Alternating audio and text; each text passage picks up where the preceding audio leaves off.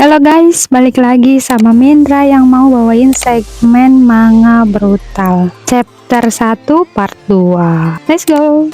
Oke, jadi kisahnya masih berlanjut ke POV-nya si Jaizen yang kegirangan nih karena PO bukunya itu laris banget. Saat dia menunggu di sebuah gang samping apartemennya, setelah menelepon keluhan tentang aksi pendemo di depan apartemennya itu, dia malah melanjutkan kegiatannya yaitu merokok dengan santainya. Namun tanpa diaba-aba, seketika si Jaizen ini lehernya tersengat listrik kejut dari arah belakang. Seketika dia langsung hilang kesadarannya. Dan bisa kalian tebak orang yang melakukan itu siapa? Yaps, itu adalah Hiroki dan yang siap melakukan balas dendam korban atas dasar kebaikan. Fast forward, saat si Jaizen ini terbangun, dia sudah ada di sebuah ruangan dengan seseorang duduk di sampingnya. Tapi posisi dia duduk ini sudah dalam keadaan terikat kaki dan tangannya di kursi tersebut. Sambil matanya terbelalak kaget ke depan karena ada sebuah film yang berjudul The Exorcist yang diputar di situ. Dan tepatnya di sampingnya itu adalah Hiroki dan yang sama-sama menonton film tersebut. Tentu saja si Jaizen ini langsung protes dan menanyakan apa yang terjadi pada dirinya sambil terus berteriak minta dia lepaskan ke si Hiroki. Saking takutnya si Jaizen ini, dia sampai teriak polisi di mana karena dia ingin meminta bantuan.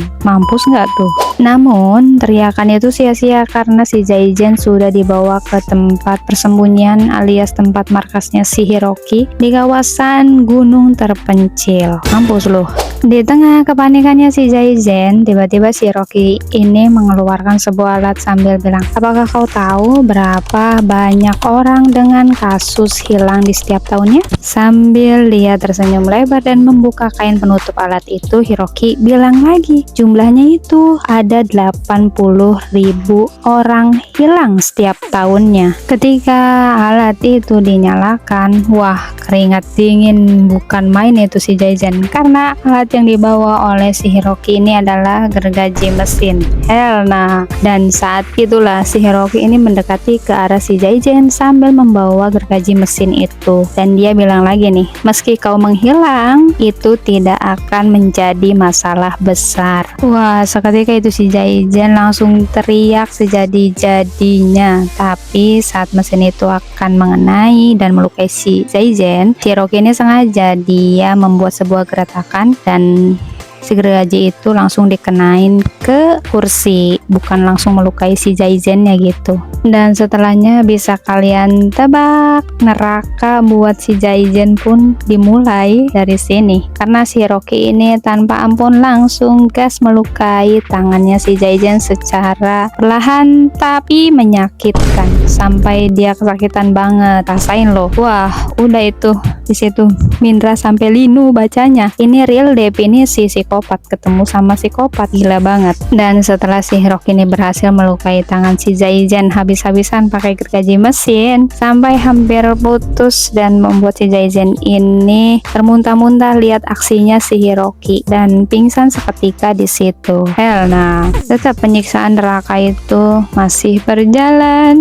yang dilakukan oleh si Hiroki ini, dan sampai-sampai si Jaizen ini minta ampun ke si Hiroki untuk dilepaskan, dan dia bahkan berjanji nih kalau dia dilepaskan akan memberikan apapun yang dia mau, bahkan sampai-sampai royalti buku yang dia rilis juga sampai ditawarkan gitu ke si Hiroki sebagai imbalan. Tapi ya emang si Hiroki ini nggak peduli dengan semua itu dan malah dia menunjukkan dengan wajah favoritnya si Hiroki, yaitu dengan cara dia malah kayang di depan si Jaizen sambil memuntahkan coklat panas yang dia minum. Buset dah, itu creepy banget ya.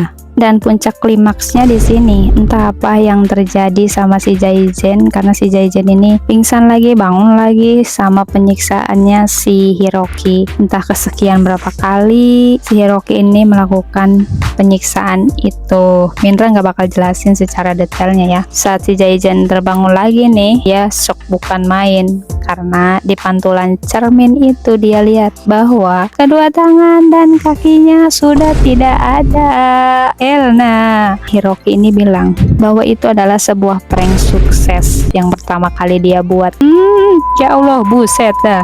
Dan gilanya lagi, saat si Zaizen ini mencoba sedang mencerna semua situasi dan apa yang terjadi sama dia, Hiroki ini malah menunjukkan sebuah kotak kardus yang isinya ada potongan tangan dan kakinya si Zaizen yang sudah dihiasi pita. Buset, wah gila banget ini. Dan epicnya setelah itu, si Hiroki ini malah mempotret foto wajah putus asanya si Zaizen saat melihat itu semua terjadi untuk terakhir kalinya. Dan dia bilang, balas dendam maupun uang, aku sama sekali tidak tertarik dengan itu. Aku hanya tertarik dengan ekspresi wajah putus asamu. Seketika mendengar statement itu, si Zaizen langsung terbungkam dan tak bisa berkata-kata. Terus si Hiroki ini juga bilang lagi ke si Zaizen, katanya kau ingin mati untuk menebus semua kesalahan yang telah kau perbuat, tapi ternyata kau bohong ya rupanya. Dan setelah itu bisa kalian tebak sendiri nasib si Zaizen berakhir di mana? Yaps, dia berakhir di tungku pembakaran miliknya si Hiroki. Itu tungku pembakaran tembikar yang biasa dia buat itu loh sebagai hobi. Ya Allah, plot twistnya bukan main ini. Setelah melakukan aksi kejinya itu atas dasar perbuatan baik, si Hiroki ini langsung menempelkan foto wajahnya si Zaizen dengan pelaku kejahatan yang lain di album fotonya itu yang sudah dia habisi secara diam-diam tanpa bantuan polisi. Ya kalau sama polisi sih pasti hukumannya penjara, nggak mungkin hukuman yang setimpal kayak gitu, ya nggak sih? Dan beberapa hari setelah pasca kejadian mind blowingnya, si Hiroki ini pergi ke sebuah gereja untuk membuat sebuah pengakuan dosa. Dan yaps, bisa kalian tebak, si Hiroki ini menceritakan semua tindakan aksi kejinya itu di depan pastor dengan santainya dan meminta untuk mendoakan bahwa perbuatannya itu semoga bisa dimasukkan sebagai penghapusan dosa. Gimana konsepnya ya? Nggak tahu. Sampai-sampai si pastor yang mendengar cerita tragisnya itu merasa capek dan stres mendengar ceritanya si Hiroki, dan tapi ya namanya juga pekerjaan, dia tetap menjalaninya dengan damai. Dan setelah melakukan pengakuan dosa ini, Hiroki dan lagi berstatement, aku harus melakukan lebih banyak perbuatan baik. Ini perbuatan baiknya gimana? Maksudnya menghapuskan para penjahat yang kayak si Zaizen apa gimana? Ya, mungkin kesana kali ya. Elna, gila banget sih. Dan oke, segitu jadi chapter pertama dari manganya Brutal tentang si kurir pembunuh. Tapi disclaimer ya, semua tindakan di manga ini tidak patut untuk dicontoh. Oke, sekian di pembahasan chapter selanjutnya.